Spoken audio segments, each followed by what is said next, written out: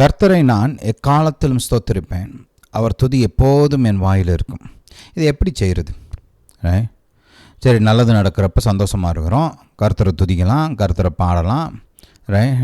ஒரு வெற்றி உண்டாகிறப்ப, ஒரு பெரிய ஒரு உதவி உண்டாகிறப்ப, ஒரு அற்புதம் நடக்கிறப்ப சந்தோஷமாக இருக்கிறோம், அப்போ பாடலாம், துதிக்கலாம். சரி, கஷ்ட நேரத்தங்களை எப்படிங்க துதிக்கிறது? ஒரு துன்பத்தின் நாளில், ஒரு பொல்லாங்கான ஒரு நாளில் நான் எப்படி கர்த்தரை துதிக்கிறது? கடுமையான பிரச்சனையை சந்திக்கிறப்ப நான் எப்படி கர்த்தரை துதிக்கிறது? கேள்வி வருது இல்லையா? பாருங்கள், நம்முடைய துதி நம்முடைய சூழ்நிலைகளின் அடிப்படையில் மட்டும் இருந்துச்சுன்னா நல்ல நாட்களில் தான் துதிக்க முடியும்.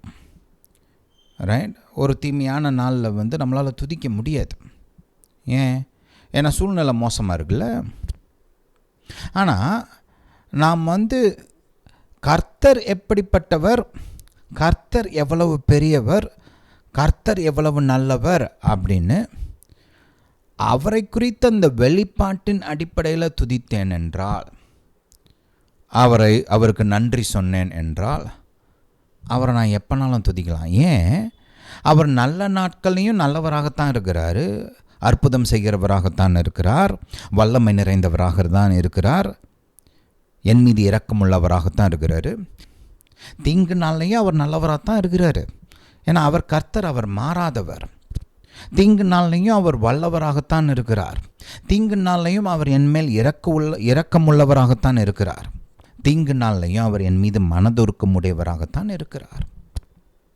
அப்போ அவர் யார் அப்படின்ற அந்த வெளிச்சத்தின் அடிப்படையில் நான் கர்த்தரை துதிக்க ஆரம்பித்தேன், ஆராதிக்க ஆரம்பித்தேன் என்றால், அவரை எல்லா நாள்லையும் என்னால் துதிக்க முடியும், எல்லா நாள்லையும் அவரை போற்றி பாட முடியும்.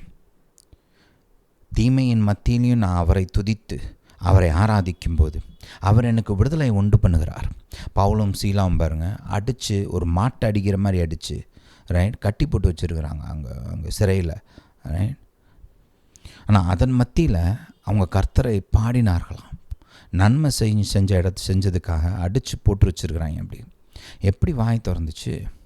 ஆனால் அவங்க சூழ்நிலையின் அடிப்படையில் கர்த்தரை துதிக்கலை. தேவன் நல்லவர், அவர் எப்போதும் நல்லவராக இருக்கிறார், எப்போதும் வல்லவராக இருக்கிறார். இந்த மோசமான சூழ்நிலையிலும் அவர் எனக்கு நன்மை செய்வார், வல்லவராக வெளிப்படுவார் நம்பி துதித்தார்கள். கர்த்தர் அவர்களுக்கு விடுதலை உண்டு பண்ணினார். கர்த்தர் உங்களுக்கும் செய்வார்.